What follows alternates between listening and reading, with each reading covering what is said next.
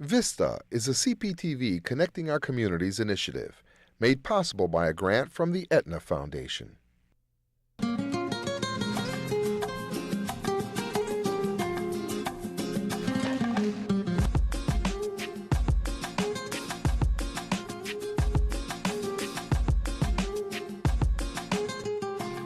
Hello, my name is Naira Bryan. And I'm Frank Boris. Welcome to Vista, a TV magazine series which looks at the influence of America's fastest growing population, a group of 43 million that America can no longer afford to overlook. Frank, today, Latinos are in the heartland as well as in the Southwest, Florida, and Northeast cities. Hispanic culture is influencing the American landscape and psyche. We have a fascinating show for you today which takes us from the motherland to the heartland. In Spain, we meet a man who says Christopher Columbus was actually a Spaniard. In Iowa, we'll look at how Latinos may have helped to save an old town. We'll examine how understanding Latino health can help all Americans. From Houston, you'll meet a man expecting to be tops in both the ring and the court. Also, Hollywood via Cuba brings us the producer of The Swan, one of America's top TV phenomenons, talks about her show.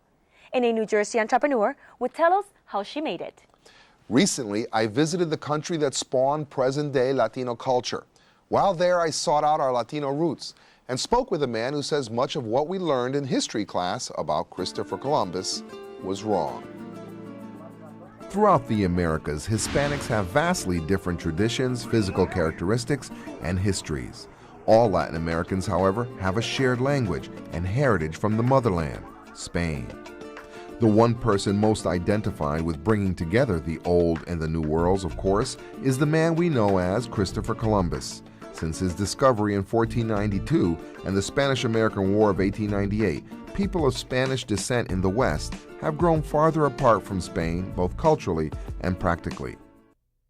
Like most Western Hispanics, my family has lost track of our ancestral roots, and often much of what we know of our heritage is from what we learned in school, such as Columbus was Italian and Spain sponsored his famous voyage.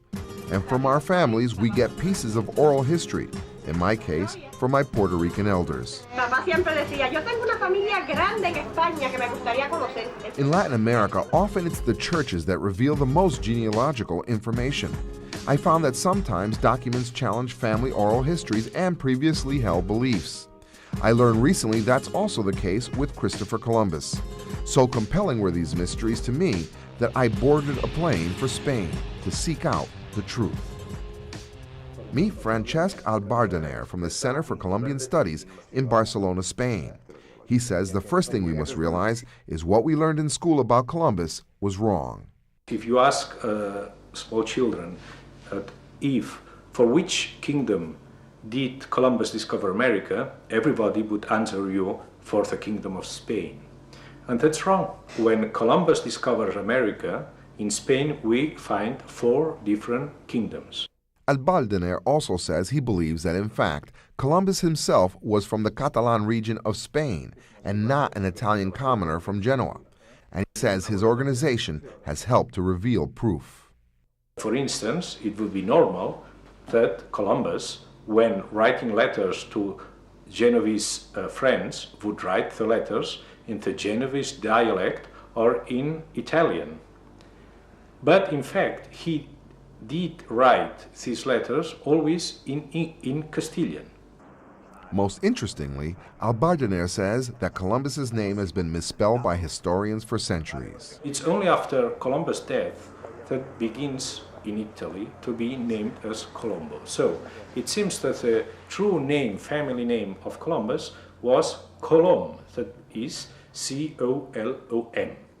Which would make him Catalan. He adds, there's evidence that Columbus used Jewish colloquialism, which may mean he was half Jewish, half Catholic. As for Westerners trying to find the truth about our roots, the internet has become incredibly useful. While my last name is rare, I was able to find one small cluster of 4 families in the Pyrenees Mountains. Incredibly, as fate would have it, on the way to the Aragon region of my ancestors, I stopped for gas and I asked the gas station attendant if he ever heard of the name. Remarkably, he said his 93-year-old grandmother is Isabel Borges. Y parece que tienes familia Borges. Tengo familiar Borges, sí. ¿Cómo? Pues mi abuela, Borges Viescas, ella es apellida.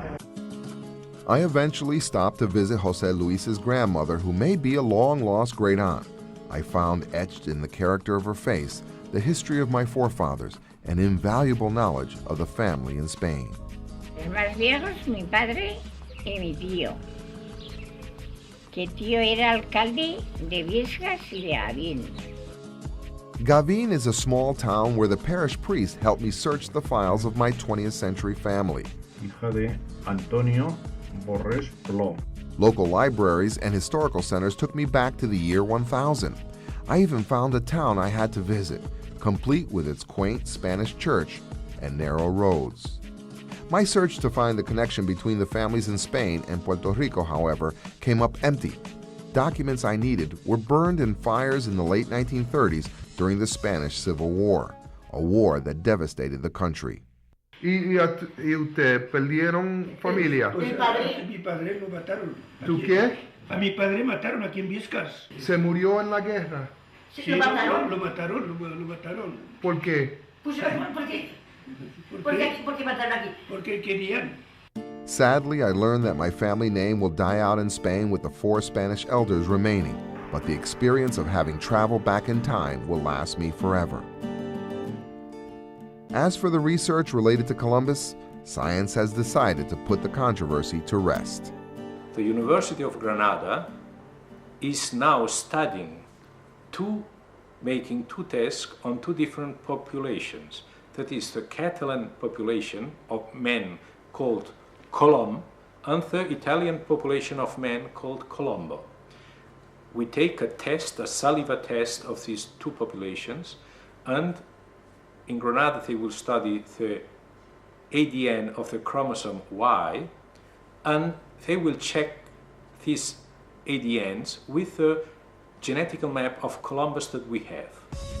I too am considering DNA testing to determine the likelihood that my newfound relatives are actually long-lost cousins. As is the case with Columbus, I've uncovered a document that suggests a different spelling to my last name. I'm not sure, however, after having experienced this new family of mine in this beautiful place, that I really want to know. Certainly, Spain's influence is felt throughout the Western Hemisphere, and Latinos are influencing U.S. policies and culture. But what about the impact United States lifestyles have on Latinos? More specifically, newly arrived Latinos. A recent Center for Disease Control study points out that the longer Hispanic immigrants stay in the United States, the more unhealthy they become. The impact of this study may help to reveal larger issues of health in the United States. Moraima Gutierrez reports. They come from Latin America with the belief that the U.S. way of life will bring them prosperity, freedom, and health. While you might want to strike health, it seems that the longer Hispanic immigrants reside in the United States, the less healthy they become. A study conducted by the U.S. Centers for Disease Control and Prevention found that at first, new Latino immigrants were healthier than their U.S. counterparts, less likely to be obese, experience psychological stress, and they had a lower prevalence to hypertension and cardiovascular disease. But the study now reveals that after 5 years in the U.S., the Latino immigrant surpasses Americans, suffering from higher rates of obesity, cardiovascular disease, and hypertension. Dr. Richard Torres of Optimus Healthcare in Bridgeport, Connecticut, who often treats Latino immigrants, says that's no surprise to him. I've seen firsthand that patients who are immigrants over time here in the U.S. develop the diseases that are prevalent in urban sites and in Western culture. They're less active than they may have been when they were back in their home countries. Why does this happen? Are the stresses of working in America too high? The researchers say, while it may be generally accepted that immigrants take on U.S. behaviors such as diet, exercise, and alcohol, the fact is that their study has not looked into the why. But Dr. Torres has his own suspicions. The fact that they tend to have poor nutrition, wherein they're taking in foods that are high in carbohydrates and sugar and caloric intake, Patients also have less access to health care. Many of our patients that we diagnose with diabetes, that I've diagnosed with diabetes, I can tell have had the problem for many months, if not longer than that, so that they are coming to our care later in their disease process. So it's a major concern. Dr. Torres says he's very worried because as many as half his patients suffer from diabetes. While researchers are still trying to find out why, doctors say more exercise and better diets will help. Also, it probably wouldn't hurt to cut stress by at least imagining yourself back in the tropics. Recently in Connecticut, two powerhouses came to speak to a group of women about their experiences in getting to the top of their respective fields of television and business. Meet Nelly Galan and Deborah Rosado. The ones that are ready to go, I need them, and they were sitting there, no hair, no makeup, nothing. Okay. We have a lot of people sitting around doing nothing, and we need them, somebody has to wrangle them. Okay. Nelly Galan, producer of the phenomenally successful TV show The Swan, is a Latina on a mission. How much is just the book? You can get it online, just the book. You have to buy the whole package. Deborah Rosado Shaw, the author of Dream Big, was destined to make it.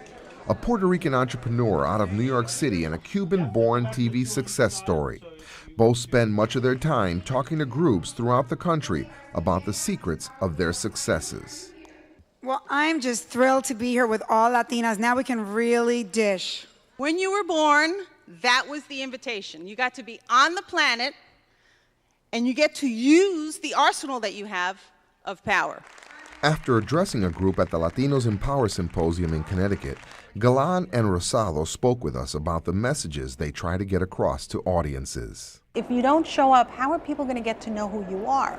And often we hear, it's not about what you do, it's about who you know. And I say, it's not about who you know, it's about who knows you. And there is no substitute in this world for mentorship. You got to go work for somebody, even if it's for free, just to get in the door. While these two speakers serve as role models and inspiration for groups of Latinas such as this one, it's the pearls they share that probably provide the most opportunity. You only have one life. So I want you all to, when you go home, make a list of everything that scares you and put it on your to-do list. I think you have to have a game plan for your life. Like I have a goals list, 101 goals that I intend to live. These women of power remind Latinos, however, that to whom much is given, much is expected, especially in terms of providing for future generations. Latinos, we have to start thinking about legacy and owning businesses for the long haul and passing businesses on to our children and really creating a legacy. California may be the home of most Latinos. Miami may be known for its Cuban population, and the Northeast may be the traditional home away from home for Puerto Ricans.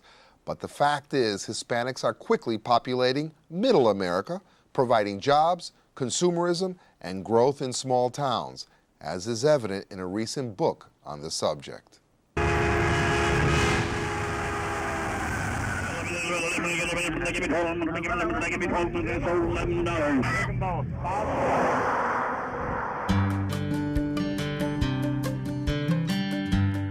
Set in the heartland of America sits a small city so iconic, it's the home of Donna Reed, the TV mom of the 1950s golden era, and the star of Frank Capra's It's a Wonderful Life. So symbolic is Denison, Iowa, that it became the subject of a recent book written by author Dale Maharidge, but not because it was the all-American city, rather because of an influx of immigrants from Mexico and Central America. My goal was to go to a place where I could see the microcosm of what America is going to become, and I picked Denison to be that microcosm. Maharidge's characters include the unofficial city historian, a struggling Latino entrepreneur, a sympathizer, and other town personalities. The setting, rural Iowa, where many towns are shrinking from a 20-something exodus. Decades ago, city fathers concerned for the future of farming attracted the meatpacking industry. They slaughtered 9,400 hogs a day at the meatpacking plant, the Smithfield plant there. Whites stopped doing the work. The kids started going to college. Farmers got older and retired. They had been working full-time, some of them part-time, in the packing plant. The packing plant was short of labor at a time when they needed more and more labor. They have no one else to hire. And these folks come in from south of the border and they work so hard. They want the American dream so desperately. You're working at 33-degree temperatures. Your hands are swollen from the cold. So they burn them up and use them out. Down there, you're like part of the equipment. You got to keep moving. So it was tough on me. Despite the harsh working conditions, immigrants are drawn to the opportunity.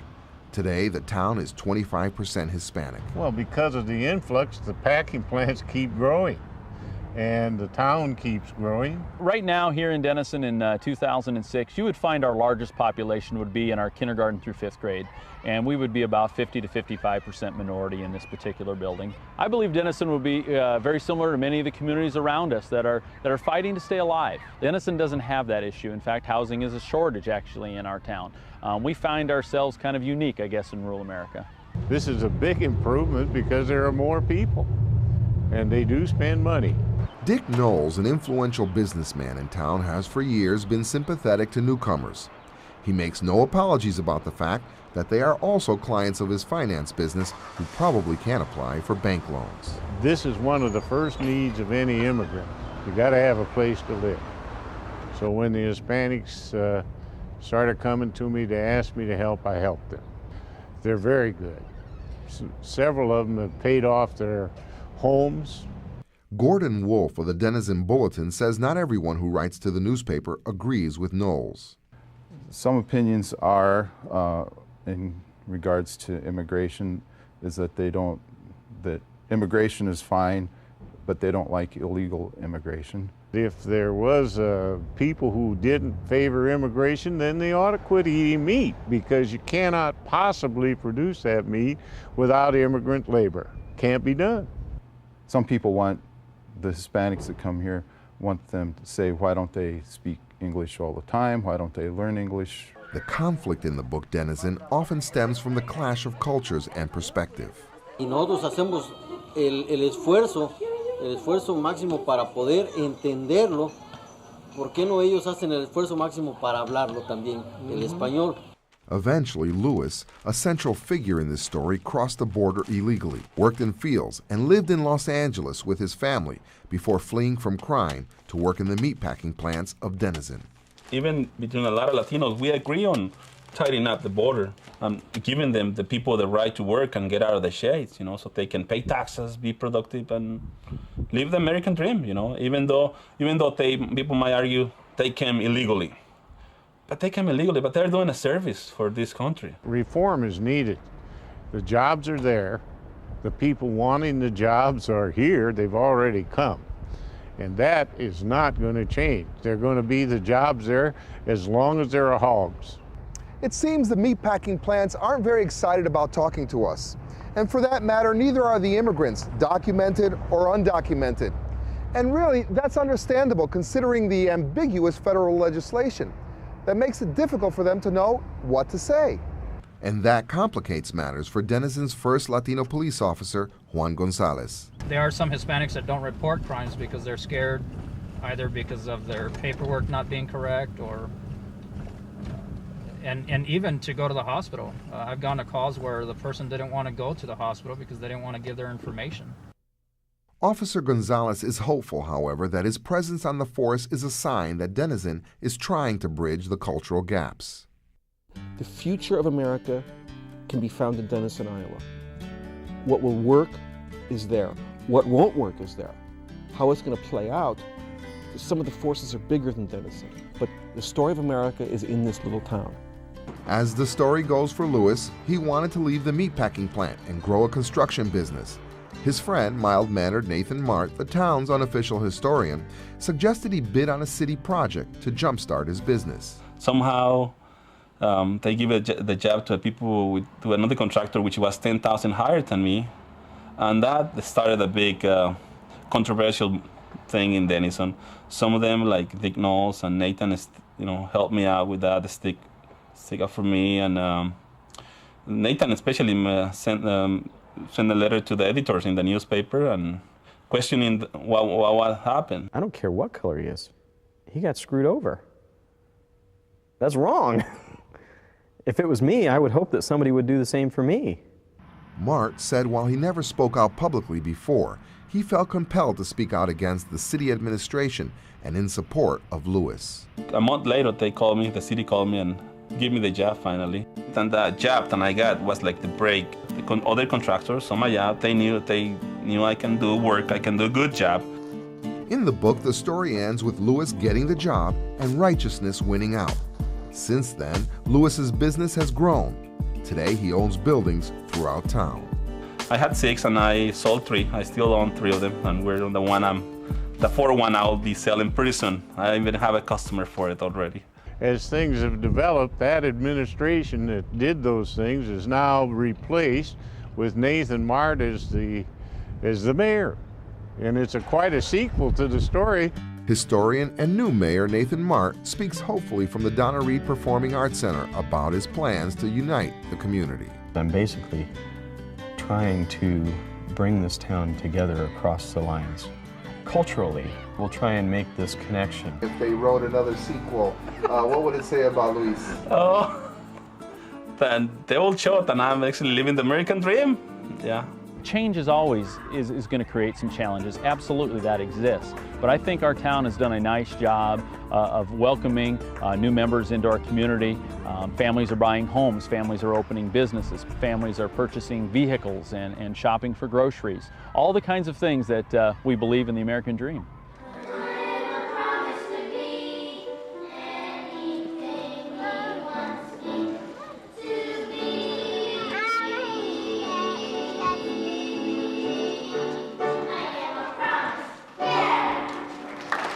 They're here, and they've made it their own. That's what the sequel will be.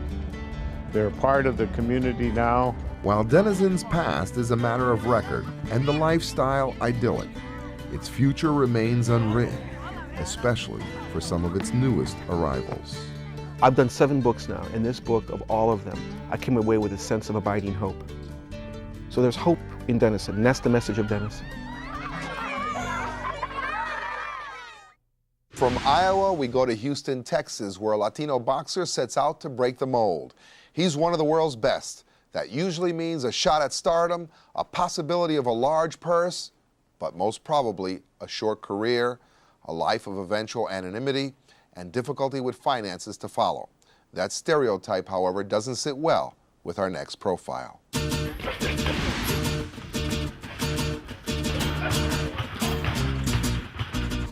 Left jabs, sweaty gyms, and shaky deals are all part of the life of a boxer. More often than not, the boxer's dreams are unrequited, hearts and wallets left empty. Many of those boxers are Latinos looking for the big payday. Houston's Juan Diaz is one of those pugilists. Diaz, however, is the world lightweight champion. The seed for his dreams were planted by his parents, who enrolled both their sons in a gym, but with a caveat. My dad, no matter how much he liked boxing, if I would get low grades in school or failing grades, he wouldn't bring me to the gym. And on top of that, he would ground me. Diaz's father found an ally in boxing manager Willie Savannah. Juan told me one time, 3 or 4 years ago, he was in the ring. Mr. Savannah, I'm getting tired of going to school and boxing. I said, that's fine, man. Oh, yes, that's great. I said, what you can do is that you can quit boxing. He said, what? I said, you can quit boxing, son, but you're not going to quit school. Olivia Diaz says her husband always had high hopes for their children. Él dijo, si cuando tengamos un bebé, si es niño, dijo, va a ser boxeador y va a ser abogado. So they always said, look, we came to this country to give you a better life, and boxing is not guaranteed. You never know what's going to happen in boxing. So we want you to get your education and be something in life. And I see how hard they work, and I see that hard work does pay off. I've seen how far they brought us along, and I figure, well, if I work hard and try to be the best, then I can be a little like my parents. Siempre dijimos que no queríamos que sufrieran lo que nosotros sufrimos. Creo que lo que uno se propone, ¿verdad? En esta vida todo se puede. Bueno, el secreto es de siempre meterles en la mente, ¿verdad? Que no hay otra cosa mejor que el estudio. O sea, porque si no estudian, no son nadie en la vida. Usted puede ser millonario, pero el dinero se acaba así de volada. ¿Y el estudio cuándo se lo acaba? El título, ¿quién se lo quita de abogado? Juan has taken the advice of his parents and is a pre-law student at the University of Houston downtown to go along with his accolades as a world champion WBA boxer. What impresses the people at the University of Houston downtown the most about Juan Diaz is not that he's a great boxer, a very good student, or the perfect role model.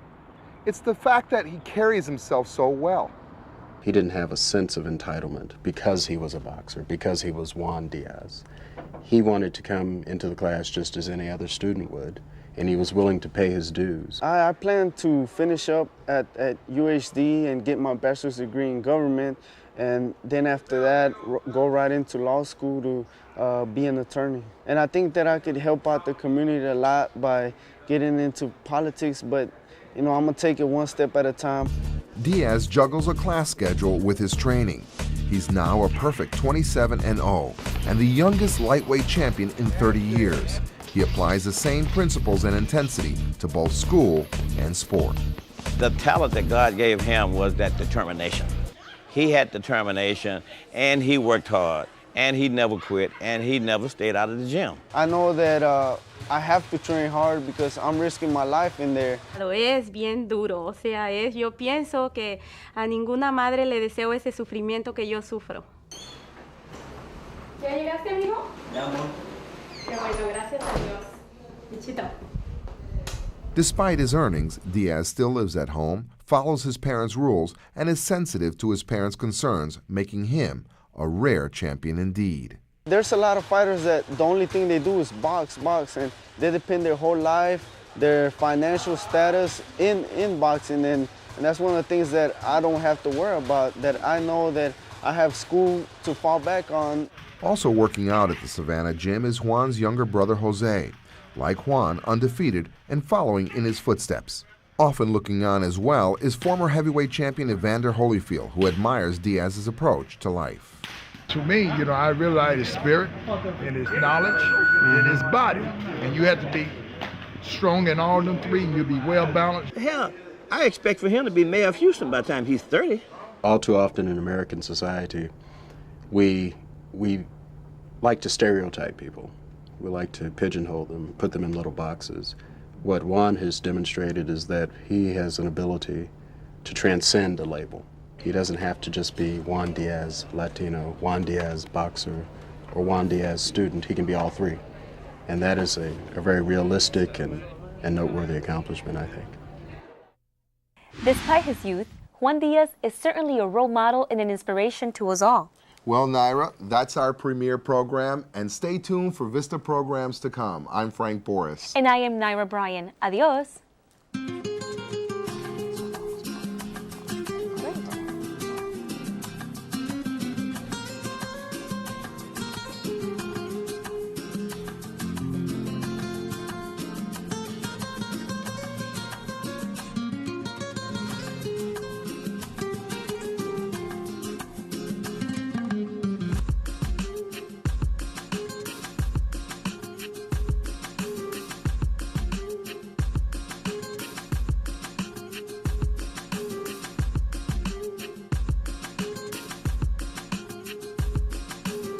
Vista is a CPTV Connecting Our Communities initiative, made possible by a grant from the Aetna Foundation.